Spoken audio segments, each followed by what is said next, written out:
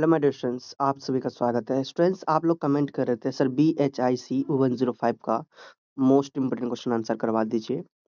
सो आप लोगों की डिमांड पे मैं लेके आया हूँ BHIC 105, जिसका टाइटल है भारत का इतिहास। स्टूडेंट्स, आप लोगों ने बहुत मैसेज किया है इंस्टा में, व्हाट्सएप में और कमेंट किया है यूट्यूब में। सो आप लोगों का डिमांड को देखते हुए मैं लाया हूँ। सो ये है मोस्ट इम्पोर्टेंट क्वेश्चन आंसर। क्या 5 साल के पीवाईक्यू के अकॉर्डिंग, जो कि जो 5 साल में जो क्वेश्चन एग्जाम हुए हैं उनसे जो मोस्ट रिपीटेड है और मोस्ट इम्पोर्टेंट है, जो इस बार एग्जाम में आएंगे, तो उनके अकॉर्डिंग ये नोट्स रेडी किया गया है।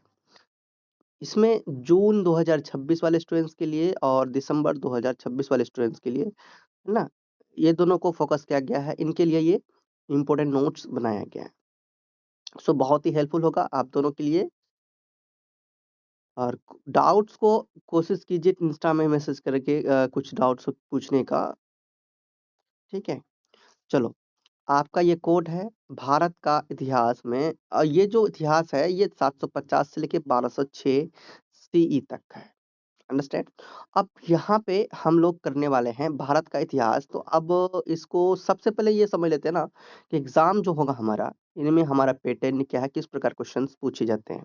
सो चलिए हम लोग देखते हैं कुछ महीना पहले जो आपका एग्जाम हुआ दिसंबर 2025, उनके क्वेश्चन पेपर को देखते हैं किस प्रकार क्वेश्चन पेपर पूछा गया था।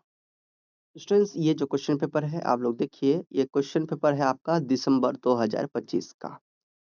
आप देख सकते हैं भारत का इतिहास 750 से लेके 1206 CE तक।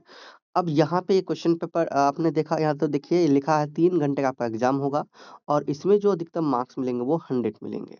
अंडरस्टैंड। अब इसमें करना ये है कि जो आप इसमें क्वेश्चन का आंसर दोगे वो 400 वर्ड्स में देना है, मतलब 4 से 5 पेज में। ठीक है। और दूसरा, 5 प्रश्नों के आंसर देने हैं। जितने भी क्वेश्चन होंगे आपके 5 प्रश्नों के, 2 भाग इसमें दिया हुआ है। क्या भाग जो है कि इसमें 2 दिया गया, भाग 1 और भाग 2, जिसमें से एक भाग से कम 2 क्वेश्चन आपको बनाने हैं। अंडरस्टैंड। और टोटल इसी तरह से 5 क्वेश्चन बनाने हैं, किसी से 2 किसी से 3। भाग 1 में देखिए पहला क्वेश्चन पूछा गया था, भारत में प्रारंभिक मध्ययुगीन काल के इतिहास के पुनर्निर्माण में जीवनियों के महत्व का विश्लेषण कीजिए, 20 मार्क्स के। तो 20 मार्क्स के अकॉर्डिंग आपको 4 से 5 पेज लिख देना है इजी लैंग्वेज में, है ना, अपने भाषा में। आप लोग ये नहीं सोचना कि कहीं से आंसर देख रहे हैं रट्टा। देखो एक बात मैं आप लोग को बता रहा हूँ, आप लोग ना ये गलती बहुत करते हो कि आप लोग रट्टा मारने की कोशिश करते हो आंसर का। भाई आंसर का रट्टा मत मारो, आंसर को समझने की कोशिश करो। मैं समझा ही रहा हूँ ना आपको, मैं तो समझा ही रहा हूँ, समझना अभी अच्छा से। और देखिए आप लोगों का एग्ज़ाम बहुत अच्छा जा रहा है, सारा एग्ज़ाम अच्छा जा रहा है। आप लोग न्यू हो चैनल में, तो आप लोग देखो कि भई आपको लग रहा है कि ये चैनल में मज़ा आ रहा है, तो भाई चैनल को सब्सक्राइब कर लीजिए, है ना?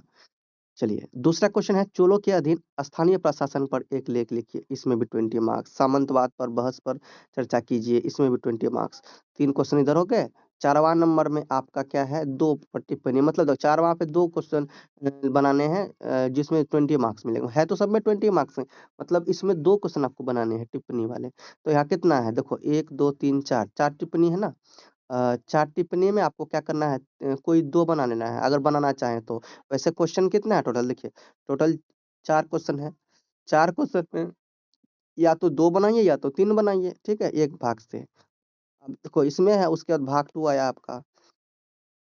भाग 2 में है पहला क्वेश्चन, प्रारंभिक मध्ययुगीन काल में विज्ञान और प्रौद्योगिकी के विकास पर संक्षेप कीजिए, इसमें भी 20 मार्क्स आपको दिए रहे हैं, है ना? इसी तरह 6 नंबर में भी 20 मार्क्स है, 7 नंबर में भी, 8 नंबर में भी, और 8 नंबर में फिर से टिप्पणी दे दिया। मतलब कितना अच्छा सुविधा दिया है, या तो आप बड़ा क्वेश्चन बना लो या फिर टिप्पणी बना लो, है कि नहीं?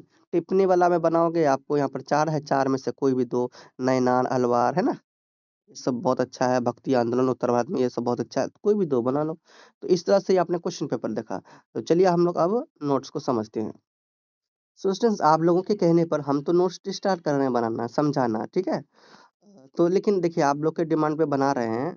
अगर आपको, मैं ये नहीं कह रहा कि अभी, अगर आपको समझ में आए, मज़ा आए, ऐसा लगे कि भाई सर का सपोर्ट करना चाहिए, तो आप लोग ज़रूर लाइक करना, वीडियो को लाइक करना, कमेंट बहुत अच्छा करना, ताकि जो स्टूडेंट्स आए ना उन्हें लगे कि हाँ वीडियो में दम है ना? अच्छा है तभी तो कमेंट अच्छा है।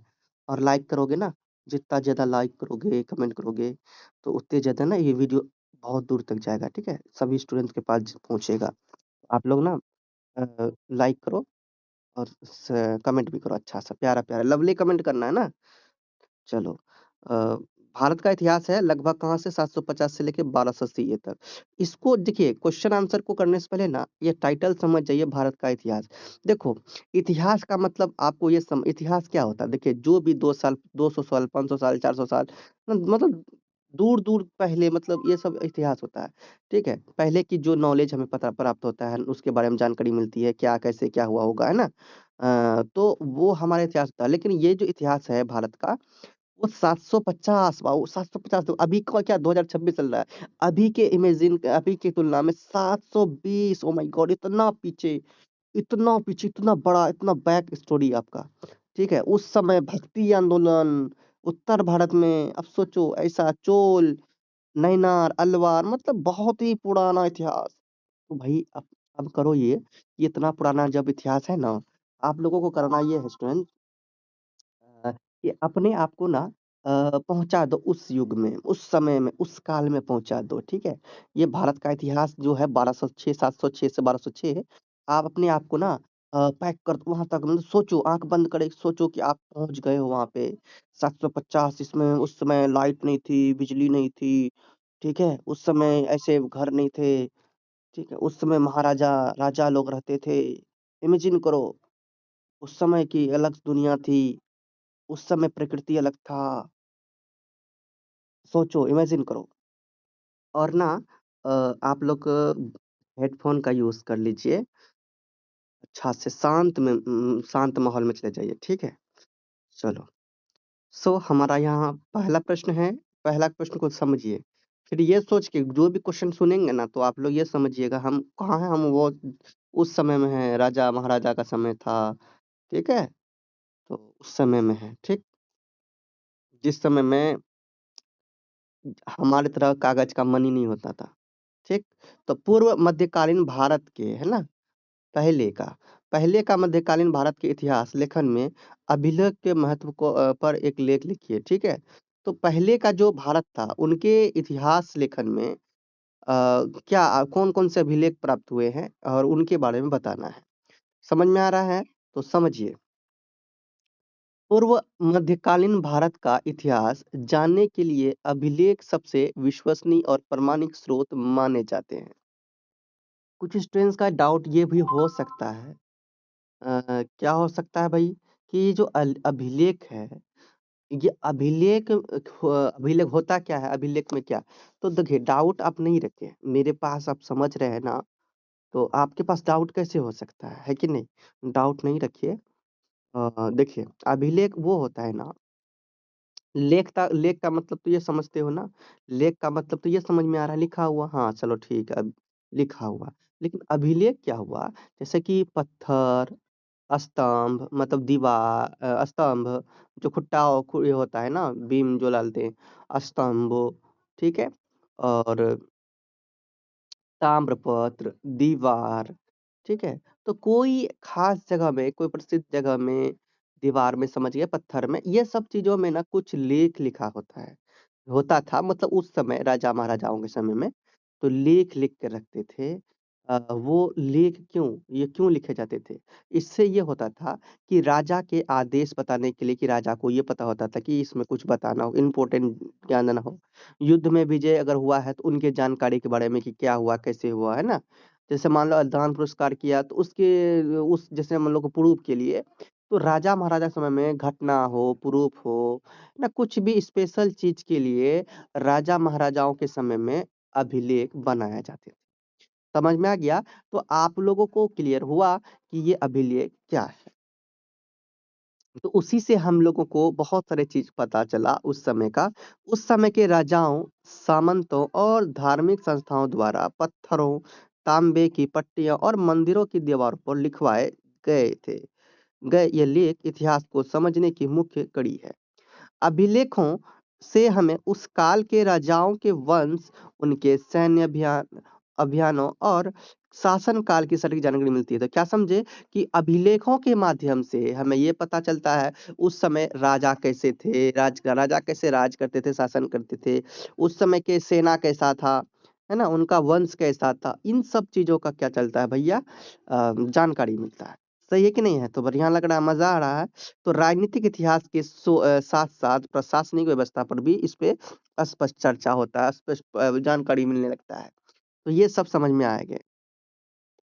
ताम्रपत्रों के माध्यम से हमें यह पता चलता है कि जैसे इसमें ताम्रपत्र जो तांबे में लिखा हुआ होता है, तो इस पे क्या इससे ये पता चलता है कि भूमि का वितरण कैसे होता था उस समय कर की दरें क्या थी, क्या रेट था, जो टैक्स है वो टैक्स का क्या रेट था।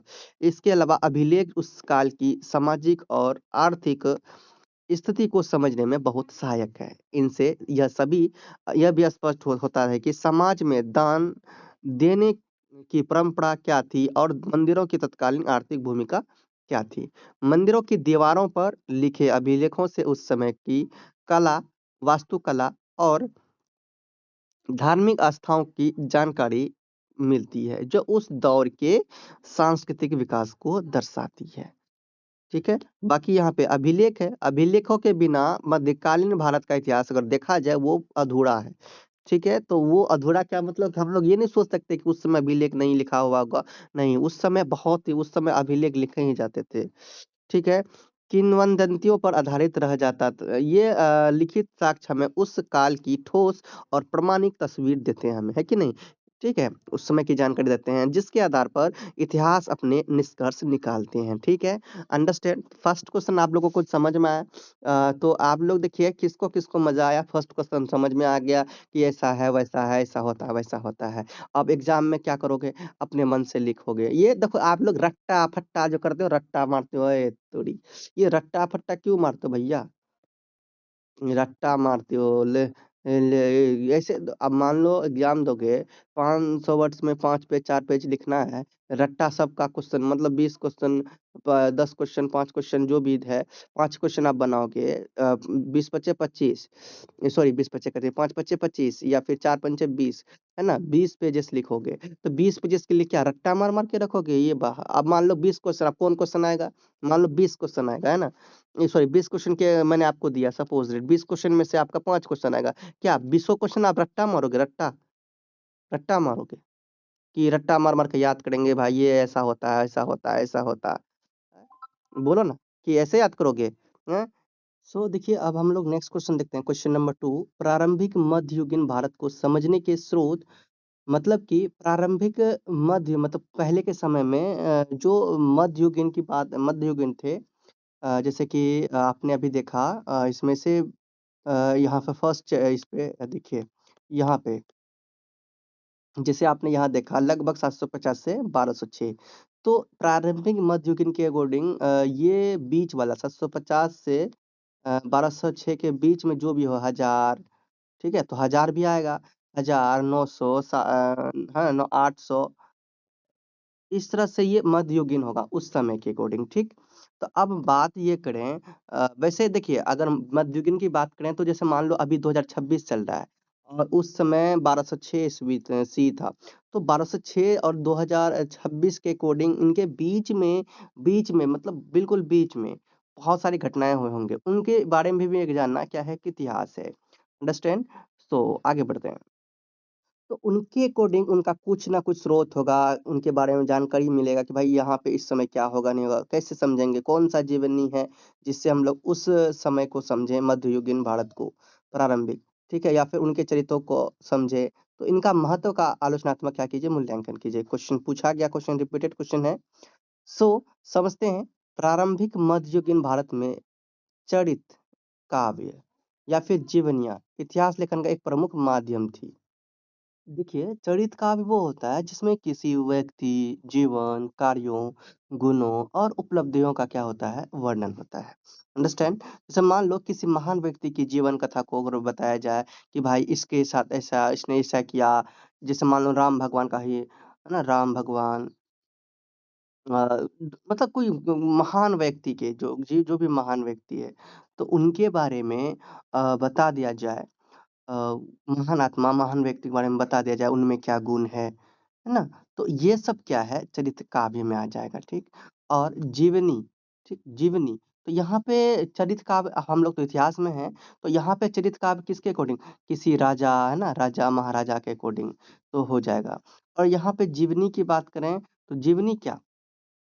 जीवनी आप किसी ज मान लो किसी व्यक्ति के पूरे जीवन, मतलब उन्होंने क्या किया, ठीक है? उन्होंने कैसे आगे बढ़ा, उनका क्या लाइफ स्टोरी है, लाइफ स्टोरी को हम लोग क्या कहेंगे? जीवनी कहेंगे, है ना?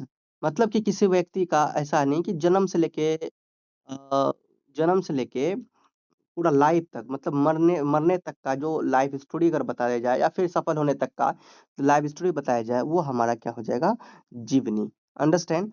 आगे, इतिहास लेखन का एक क्या है प्रमुख माध्यम है? इनमें बाणभट्ट रचित हर्षचरित और सांध्याकार नदी का रामचरितमानस जैसे ग्रंथ प्रमुख है। ये ग्रंथ उस समय की राजनीतिक हलचालों हलचलों और राजाओं को व्यक्तित्व का विस्तृत चित्रण करते हैं। इनसे तत्कालीन दरबारी संस्कृति और शासकों की जीवन शैली की झलक मिलती है। हालांकि इन जीवनियों का मुख्य उद्देश्य राजा का यशोगान करना था, जिससे इनसे ऐतिहासिक तथ्यों में अतिशयोक्ति की संभावना बढ़ जाती है। दरबारी कवि होने के नाते लेखक अक्सर राजा को महान नायक के रूप में चित्रित करते थे और उनकी कमियों को पूरी तरह छिपा जाते थे। इन ग्रंथों में क्या हुआ? इन ग्रंथों में काव्यात्मक भाषा और अलंकारों का अधिक प्रयोग होने के कारण यहाँ ऐतिहासिक सत्य कई बार गौण हो जाता है। इनका मूल्यांकन करते समय सावधानी बरतना ज़रूरी है। इन जीवनियों का महत्व ऐतिहासिक सत्य खोजने से ज़्यादा तत्कालीन शासक वर्ग की मानसिकता और उनके शासन के आदर्शों को समझने में है। इन्हें अन्य साक्ष्य जैसे अभिलेखों के साथ मिलाकर पढ़ना ही ऐतिहासिक दृष्टि प्रदान करता है। इस तरह से ये क्वेश्चन आपका कंप्लीट होता है। क्वेश्चन नंबर 3 को अब समझते हैं। देखिए, फ़ोकस रखिए कि आपका क्वेश्चन आपको समझ में आ जाए, देन आप आंसर तो खुद से भी समझ सकते हैं और ये पीडीएफ आप लिए होंगे तो आपको खुद समझ में आ जाएँगे ईज़ी लैंग्वेज में। बस एक बार देख लो, समझ लो क्वेश्चन को क्या कहते हैं क्वेश्चन। देखिए, क्वेश्चन है प्रारंभिक मध्यकालीन भारत के पुरातात्विक स्रोतों की, मतलब कि ये भी क्वेश्चन उसी प्रकार है कुछ, तो यहाँ पर पुरातात्विक स्रोतों की क्या प्रकृति, मतलब पुराने जो स्रोत हैं, उनकी प्रकृति के बारे में चर्चा करना है। तो कौन-कौन से स्रोत भाई प्रारंभिक मध्यकालीन के? तो प्रारंभिक मध्यकालीन भारत के अध्ययन में पुरातात्विक स्रोत आधारभूत स्तंभ है। ठीक है, क्या-क्या है? आधारभूत स्तंभ है, जिनमें से मुख्य रूप से क्या, जैसे कि उस समय के पुरातात्विक स्रोत में सिक्के, मंदिर, मूर्तियाँ और स्मारक, ये सब की मदद से हम लोग उन समय के बारे में समझ पाते हैं, जान पाते हैं। इन स्रोतों की सबसे बड़ी जो विशेषता है, उनकी क्या है? क्षेत्रीयता। उत्तर भारत के मंदिरों की शैली और दक्षिण भारत की वास्तुकला अलग-अलग क्षेत्रीय पहचान देता है। मतलब कि अलग-अलग जगह से जो साक्ष्य मिले हैं, वो अलग-अलग बात बताते हैं। अलग-अलग कालों की अलग-अलग पहचान, अलग-अलग शक्ति, अलग-अलग राजाओं के बारे में प्रमाण देते हैं। ठीक है? यहाँ उस समय मंदिर केवल पूजा स्थल ना होकर उस समय की राजनीतिक शक्ति और आर्थिक संपन्नता के केंद्र भी थे, है ना? तो मंदिरों के स्थापत्य और उन पर की गई नक्काशी हमें उस काल की क्या करती है? कला और तकनीकी विकास का पता चलता है। आज जिस तरह से आप देख सकते हो मैं मंदिर में कैसे सिस्टम्स लगते हैं ना, बहुत ही अलग टाइप से यूनिक सिस्टम आपको देखने मिलते होंगे, डिजिटल सिस्टम देखने मिलते हैं, कोई मंदिर जाते हैं। लेकिन उस समय ऐसा नहीं था, लेकिन फिर भी उस समय यूनिक, उस समय के काल के अकॉर्डिंग बहुत ही यूनिक था। आप सोच सकते हो अलग-अलग टेक्निक्स का यूज़ करता था जिसमें कोई एआई, कोई डिजिटल चीज़ टेक्निक नहीं थे। अब सोचो क्या दिमाग लगाया होगा उस समय। वहीं दूसरी ओर इस काल में सिक्कों की जो कमी का होना एक बहुत महत्वपूर्ण पुरातात्विक साक्ष्य है, जो आर्थिक पतन या फिर सामंती अर्थव्यवस्था की ओर इशारा करता है। इसके जो अतिरिक्त भूमि जो है, भूमि दान के प्रमाण भी इसमें मिलते हैं। उस समय भूमि को दान में दिया जाता था। और ये पुरातात्विक स्रोत उस समय के समाज की भौतिक स्थिति का एक ऐसा दर्पण है जिन्हें साहित्य की तरह नहीं बदला जा सकता। सो नेक्स्ट क्वेश्चन देखते हैं।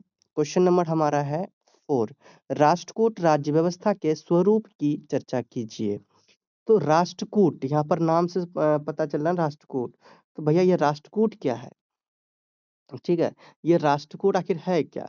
आप ये समझ पा रहे हैं कि राष्ट्रकूट क्या है? कन्फ्यूज़न में होंगे शायद, तो राष्ट्रकूट क्या है, एक प्रसिद्ध राजवंश था, ठीक है? जिसने 8वीं शताब्दी से 8वीं से लेके 10वीं शताब्दी तक शासन किया। ये दक्षिण और मध्य भारत कहाँ-कहाँ शासन किया? दक्षिण और मध्य भारत तक, ठीक है? तो ये क्या है भाई? राष्ट्रकूट है। तो वो राष्ट्रकूट के बारे में क्या करें, उनके क्या स्वरूप थे, उनके राज्य व्यवस्था क्या थे, कै ये सब आपको पूछ रहे हैं। चलो, पढ़ते हैं आंसर थोड़ा। राष्ट्रकूटों का शासनकाल दक्कन के इतिहास में अत्यंत प्रभावशाली रहा, है ना? कहाँ पे? दक्कन के इतिहास में, ठीक है? दक्कन क्षेत्र में बहुत ही प्रभावशाली रहा। उनकी राज्य व्यवस्था वंशानुगत राजतंत्र पर आधारित थी। तो आज के समय में हम अगर दक्कन क्षेत्र की बात करें, तो महाराष्ट्र, कर्नाटक, तेलंगाना, आंध्र प्रदेश, तमिलनाडु, ये सब अभी वहाँ पे है। समझ में आ गया? अब सोचो कितना बड़ा होगा। हालाँकि उनकी शासन प्रणाली में विकेंद्रीकरण की प्रवृत्ति स्वरूप स्पष्ट रूप से दिखाई देती है। राजा राज्य का सर्वोच्च अधिकारी होता था, लेकिन वह सामंतों के सहयोग पर काफ़ी हद तक निर्भर था। एंड साम्राज्य को कई प्रांतों में बाँटा गया था, जिनका प्रशासन स्थानीय सामंतों और अधिकारियों द्वारा चलाया जाता था, जो उन्हें शासन में काफ़ी स्वायत्तता देते थे। राष्ट्रकूट राजाओं ने अपने अधीन छोटे राजा और सामंतों को बहुत अधिक अधिकार दिए थे, जो राजा की सेना का एक बड़ा हिस्सा प्रदान करते हैं। गांव का प्रशासन ग्राम सभाओं द्वारा चलाया जाता था, जो स्थानीय प्रशासन का एक बेहतरीन उदाहरण था। राष्ट्रकूट राज्य व्यवस्था की एक बड़ी खूबी उनकी धार्मिक सहिष्णुता थी। वे हिंदू शासक होने के बावजूद जैन धर्म और मुस्लिम व्यापारियों को पूरा सम्मान और संरक्षण देते थे।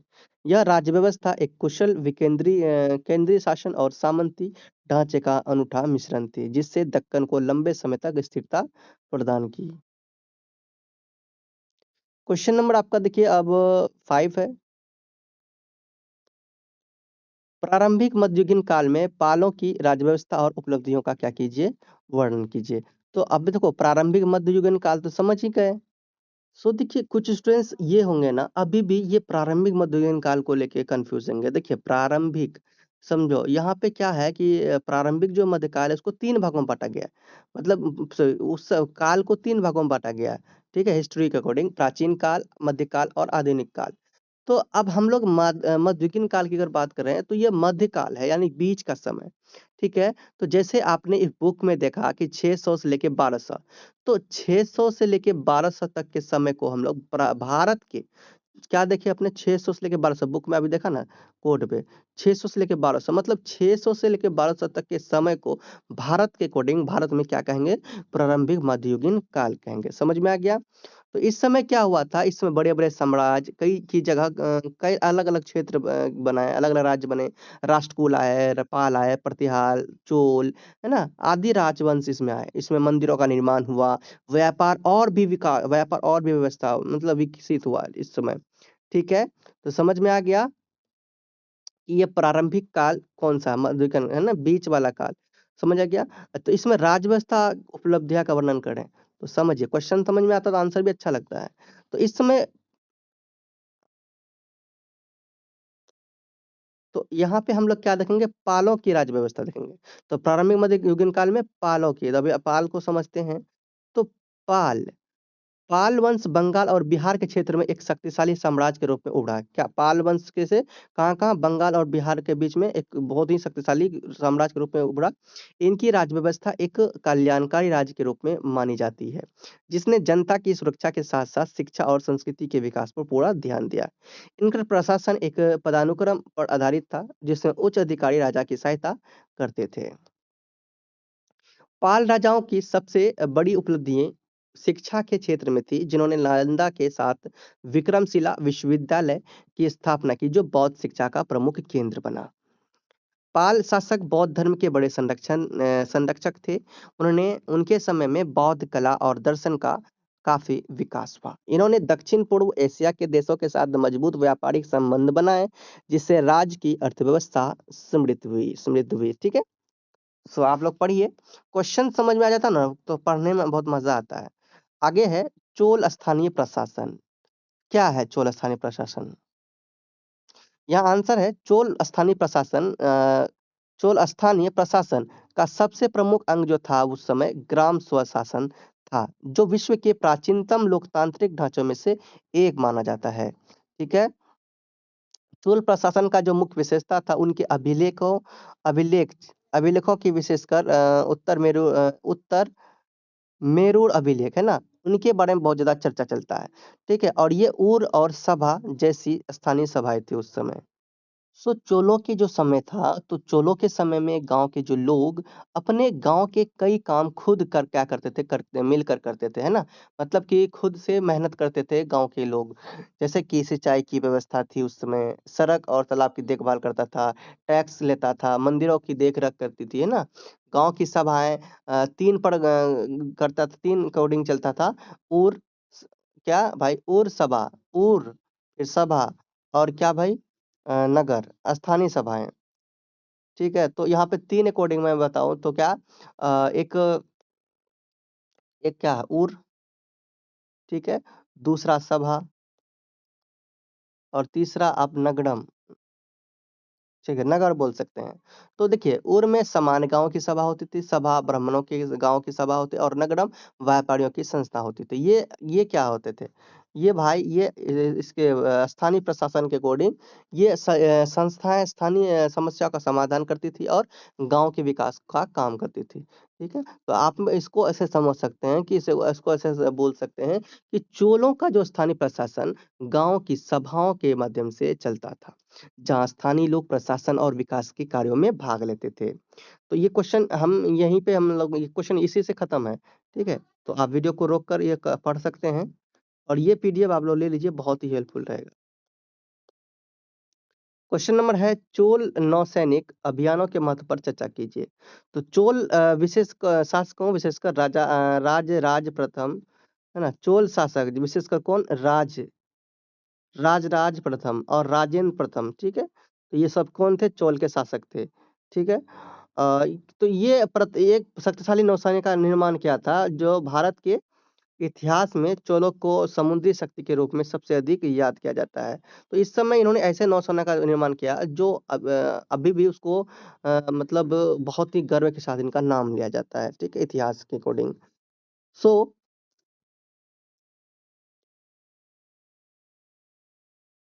चोल नौसैनिक अभियानों का मुख्य उद्देश्य समुद्री व्यापारिक मार्गों पर नियंत्रण स्थापित करना था। उस समय दक्षिण पूर्व एशिया जैसे कि मलय प्रायद्वीपीय, जावा और सुमात्रा के साथ होने वाला समुद्री व्यापार। ठीक है। तो ये सब जो बोले हैं कहाँ के अकॉर्डिंग, दक्षिण पूर्व एशिया, प्रायद्वीप, जावा और सुमात्रा, तो के साथ होने वाली समुद्री व्यापार भारत की समृद्धि का मुख्य स्रोत था। अरब सागर और बंगाल की खाड़ी के व्यापारिक मार्गों को सुरक्षित रखने के लिए चोलों ने अपनी नौसेना का भरपूर उपयोग किया। उन्होंने अपने समुद्री के बड़े माध्यम से न केवल समुद्री डाकुओं को दमन किया, बल्कि अंतर्राष्ट्रीय व्यापार पर भी एकाधिकार भी जमाया। चोलों की नौसैनिक शक्ति ने उन्हें बंगाल की खाड़ी को चोल झील बनाने में मदद की। तो ये सब हम लोग पढ़िए। अब क्वेश्चन नंबर आपका सामने है एट श्री विजय राज्य पर चोल के आक्रमणों के महत्व की चर्चा कीजिए, है ना। क्या कह रहा कि श्री विजय राज्य पर चोलों के आक्रमण, इस पर चर्चा करना है। तो चलिए समझते हैं। तो देखिए यहाँ पे आप ये समझिए, ये जो श्री विजय है ना, तो ये श्री विजय कौन था। तो श्री विजय क्या है, एक शक्तिशाली क्या था, समुद्री राजा था। ठीक है। समुद्री राजा जो आज के इंडोनेशिया और मलय क्षेत्र में भी स्थित है। ठीक है, मतलब वो क्षेत्र स्थित है। यह समुद्री व्यापार, यह क्या करता था, समुद्री व्यापार पर नियंत्रण करता था। कौन, श्री विजय। चोलों ने इन पर आक्रमण किया था। क्या किया था, चोलों ने क्या किया, इन पर आक्रमण किया। और आक्रमण करने से क्या, तो चोलों के जो राजा थे उन्होंने आक्रमण किया, और ये राजेंद्र चोला प्रथम। ठीक है। तो राजेंद्र चोला प्रथम लगभग 1025 ईस्वी में श्री विजय पर आक्रमण किया था। किसने किया था, राजेंद्र प्रथम राजेंद्र प्रथम द्वारा श्री विजय पर क्या किया, हमला किया गया। ठीक है। तो ये जो वर्तमान कहाँ है, इंडोनेशिया और सुमात्रा क्षेत्र में है। के शैलेंद्र साम्राज्य पर किया गया। ये क्या है? चोल इतिहास की समझ लो ये एक महत्वपूर्ण घटना थी। इस आक्रमण का मुख्य कारण व्यापारिक मार्गों में श्रीविजय के शासकों द्वारा डाली जा रही बाधाएं थी। श्रीविजय का साम्राज्य उस समय दक्षिण पूर्व एशिया में समुद्री व्यापार का सबसे बड़ा केंद्र था। जब चोल व्यापारियों को अपने व्यापारिक हितों की सुरक्षा के लिए खतरा महसूस हुआ, तब राजेंद्र प्रथम ने 1025 ईस्वी के आसपास एक बड़ा नौसैनिक हमला किया। ठीक है, इस आक्रमण में चोलों ने श्रीविजय की राजधानी और अन्य कई महत्वपूर्ण क्षेत्रों पर अधिकार कर लिया। इस जीत का सबसे बड़ा महत्व था कि इसने दक्षिण पूर्व एशिया के समुद्री व्यापारिक मार्गों से श्रीविजय का एकाधिकार पूरी तरह समाप्त हो गया। ठीक है, यहाँ पे श्रीविजय का जो हक था ये पूरी तरह से समाप्त कर दिया।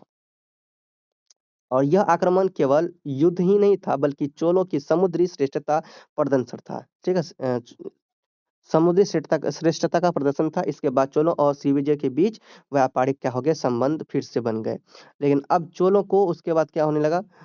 प्रभाव क्या था? अब भी अधिक था। इस जीत ने चोलों को एक अंतरराष्ट्रीय व्यापारिक साम्राज्य बनाने में उसकी मदद की और सांस्कृतिक संबंधों को और गहरा किया। अंडरस्टैंड? सो आगे बढ़ते हैं। क्वेश्चन नंबर देखिए आपके सामने है। क्वेश्चन नंबर आपके सामने है, प्रारंभिक मध्ययुगीन काल में राजपूत वंशों के उदय पर एक नोट लिखिए। तो प्रारंभिक मध्ययुगीन काल में भारत के उत्तर और पश्चिम भागों में राजपूत वंश का उदय एक अत्यंत महत्वपूर्ण घटना थी। इतिहासकारों के अनुसार ये वंश पुरानी क्षेत्रीय राज्यों और बाहर से आए मध्य एशियाई समुद्रों के मिश्रण से बने थे।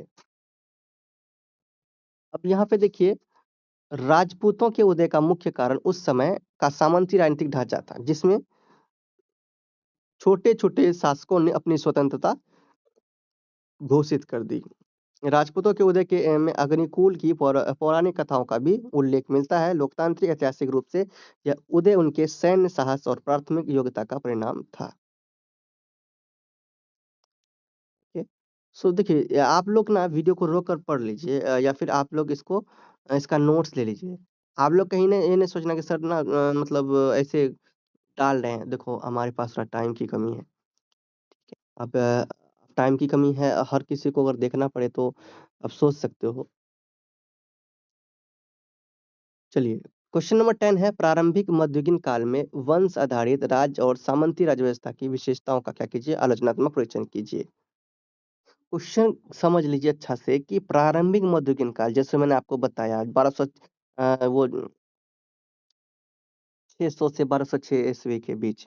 ठीक है, तो ये मध्यकाल ही हुआ। तो इस काल में कह रहे हैं कि वंश आधारित राज्य और सामंती राज्य व्यवस्था की क्या विशेषता थी? इसके बारे में बताने के लिए कह रहा है। चलिए पढ़ते हैं। प्रारंभिक मध्ययुगीन काल की सबसे बड़ी विशेषता वंश आधारित राज्य और सामंती राज्य व्यवस्था का मेल था। इस व्यवस्था में शासन केवल राजा की शक्ति पर नहीं, बल्कि उसके वंश और सामंतों को सामंतों की निष्ठा पर निर्भर करता था। वंश आधारित राज्य वंश आधारित राज्य की सबसे प्रमुख विशेषता यह थी कि शासन सत्ता एक ही कुल के सदस्यों के बीच बटी होती थी। सामंती राज्य व्यवस्था में राजा अपने राज्य के बड़े क्षेत्रों को सामंतों या फिर छोटे राज्यों को सौंप देता था। बदले में यह सामंत राजा को सैन्य सहायता और कर प्रदान करते थे। और सामंतीय व्यवस्था का नकारात्मक पक्ष यह था कि इससे राजा की जो केंद्र शक्ति वो कमजोर हो गई और छोटे-छोटे क्षेत्रों में सत्ता का विकेंद्रीकरण हो गया। इस काल में भूमि दान की प्रथा बहुत तेजी से बढ़ी, जिससे एक शक्तिशाली सामंत वर्ग तैयार हुआ। सो स्टूडेंट्स पढ़िए इसको रोक कर। बाकी अब हमारा 11 है। देखिए स्टूडेंट्स, इस वीडियो में जो है कि हम 10 क्वेश्चन ही रखते हैं। वैसे तो अभी बहुत सारे क्वेश्चंस बाकी है। इस पार्ट में हम लोग को 10 वीडियो रखते हैं। नेक्स्ट पार्ट मतलब बहुत जल्दी मैं नेक्स्ट वीडियो लेके आऊँगा और अच्छा से समझाऊँगा। आप लोग तब तक क्या करो, चैनल को सब्सक्राइब कर लो, बेल आइकन को दबा लो और नोट्स जाके परचेज़ कर लो व्हाट्सएप से। सो मिलते हैं नेक्स्ट वीडियो में। ट्रांसलेशंस बोलिए, प्रेम से रहो, प्रेम से पढ़ो, प्रेम से बोलो। All the best.